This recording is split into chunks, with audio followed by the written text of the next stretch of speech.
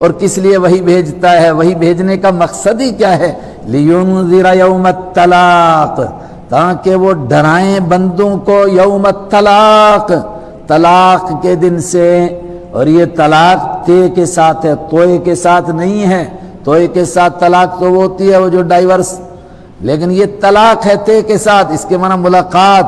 اس دن سے ڈرائیں جس دن ملاقات ہو جائے گی۔ آئے ہائے، بندے اللہ سے ملیں گے، جانا پڑے گا اس کی بارگاہ میں، ملاقات ہو جائے گی۔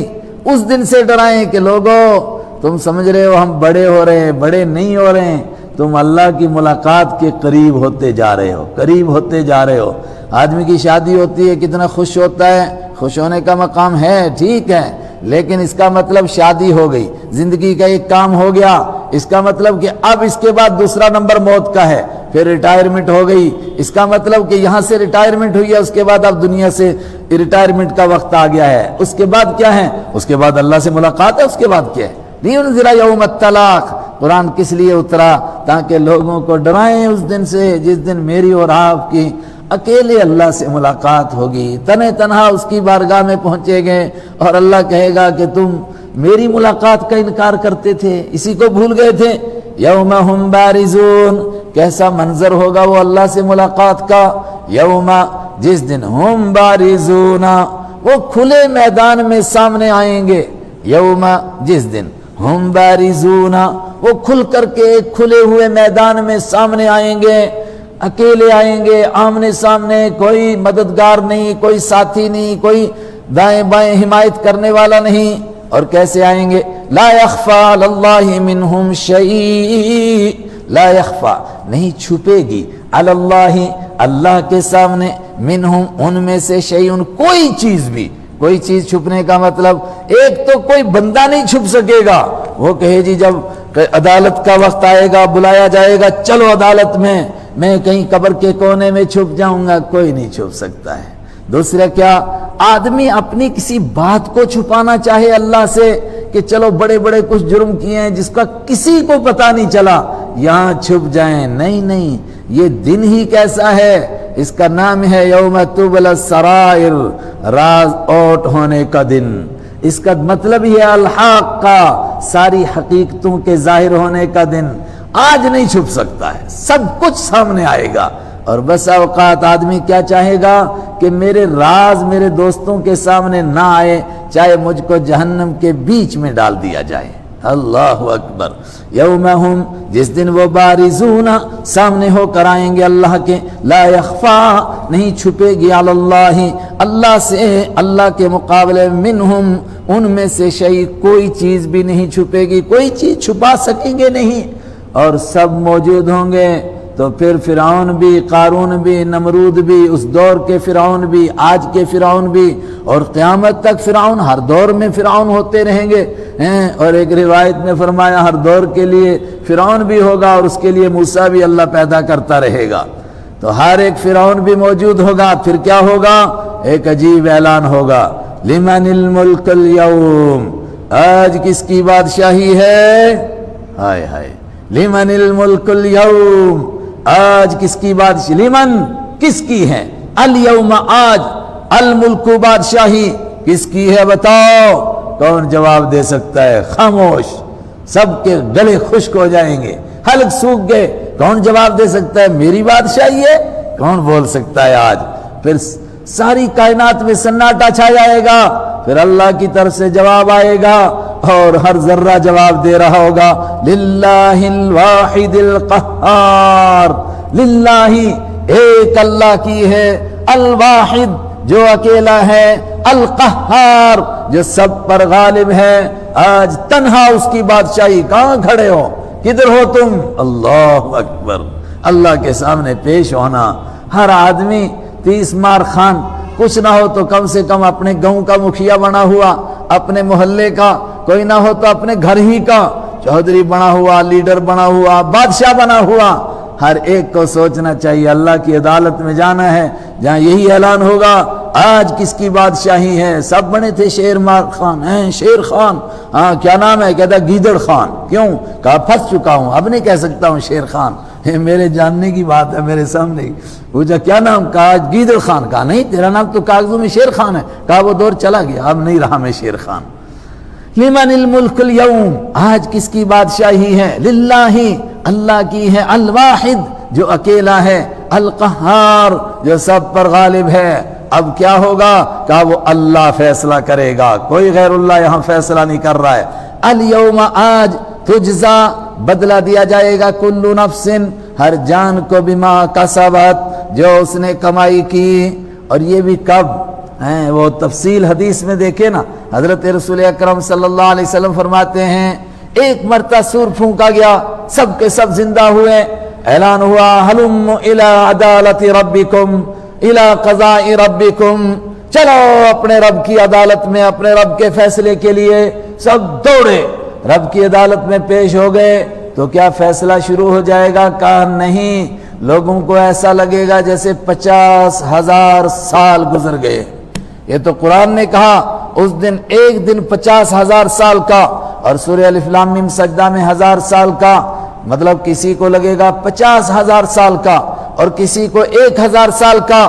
لوگ پریشان ہیں، حساب و کتاب کسی طرح شروع ہو جائے اور چیخ و پکار ہوگی صرف اس بات کی کہ اے خدا تو ہم سب کو سیدھا جہنم میں ڈال دے، مگر ایک مرتبہ حساب کتاب شروع کر دے۔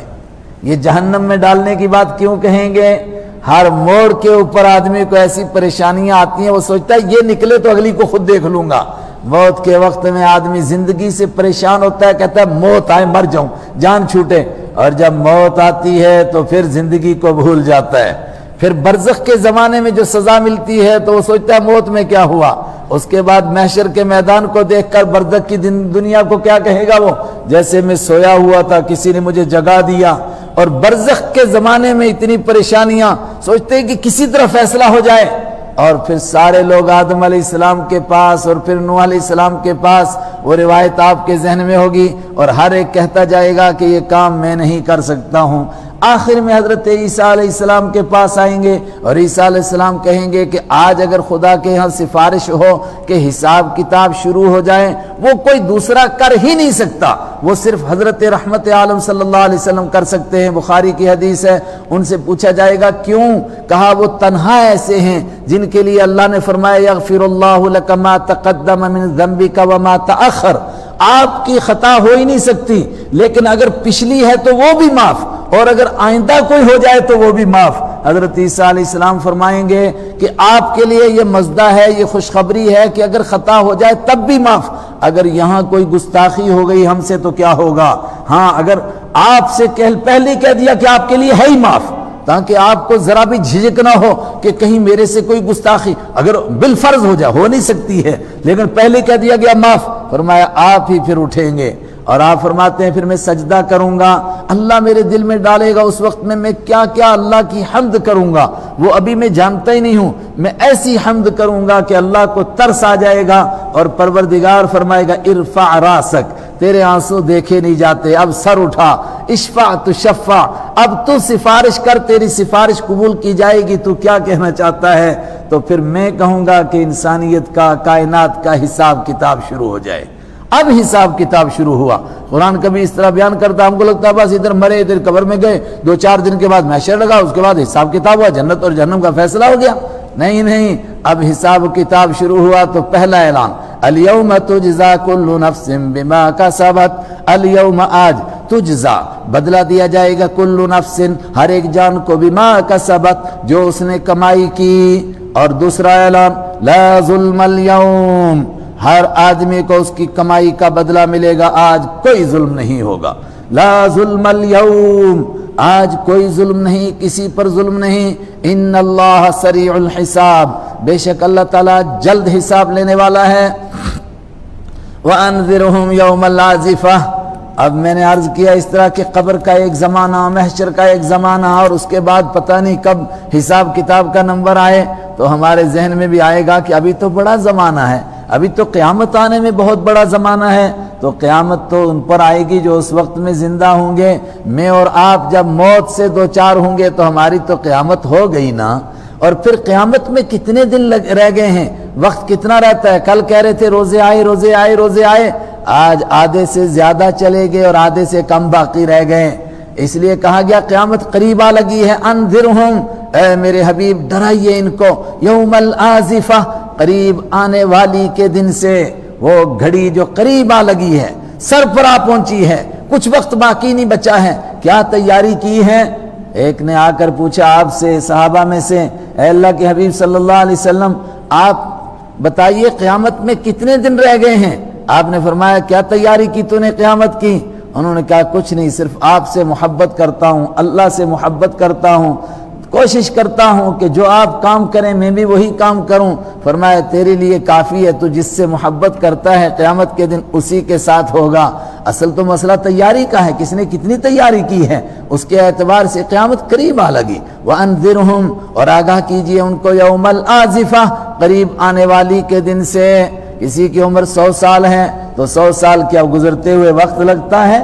جب 100ویں سال کے بوڑھے کو دیکھو موت آئے تو اس وقت میں اس کو ایسا لگتا ہے یہ کل کی بات ہے، کل پرسوں کی بات ہے کہ میں اسکول جانے کے لائق ہوا اور میں یہ کر رہا تھا بچپن میں۔ اس کو یہ ساری زندگی ایک دن معلوم ہوتی ہے، اور اللہ نے پہلے دن ہی کہا یہ ساری زندگی ایک دن، اس کے بعد آئے گا کل۔ اذ القلوب لدى الحناجر، کون ہے قیامت کا دن؟ اذ القلوب، جب دل، لدى الحناجر، حنجرہ کے پاس پہنچ جائیں گے، دل، کلیجے منہ کو آ جائیں گے۔ اردو کا محاورہ ہے کلیجے پھٹ کر کے منہ کو آنے کو ہیں، اس قدر آدمی ڈر رہا ہے، غم زدہ ہے، لگے گا کہ دل پھٹے گا اور منہ کے راستے باہر آ جائے گا، اور قرآن نے کہا آ جائے گا کیا؟ وہ حنجرے تک پہنچ جائیں گے، یہ گول ہڈی یہاں تک، حنجرہ، حناجر اسی کی جمع۔ اذ القلوب، جب دل، لدى الحناجر، حنجرہ کے پاس، حلق تک پہنچ جائیں گے، اور اردو محاورے میں کہیے کلیجے منہ کو آئیں گے، کاظمین، اس حال میں کہ لوگ غم سے گھٹ رہے ہوں گے، ما للظالمین من حمیم، اب کیا ہوگا؟ اب ظالموں کے لیے من حمیم، کوئی گرم جوش دوست نہیں ہوگا۔ ہائے ہائے، کوئی کہے کوئی دوست کام آ جائے، کسی دوست کو غیرت آئے یار میرے دوست کی پٹائی ہو رہی ہے ہی نہیں، ما للظالمین، نہیں ہے ظالموں کے لیے من حمیم، کوئی گرم جوش دوست۔ ابھی حمیم پیچھے گزرا تھا ابلتا ہوا پانی، اور یہاں بھی اسی کے معنی میں وہ جو دوست جس کے نا غصہ کھول جاتا ہے کہ میرے دوست کی پٹائی ہو رہی ہے ہی کوئی نہیں۔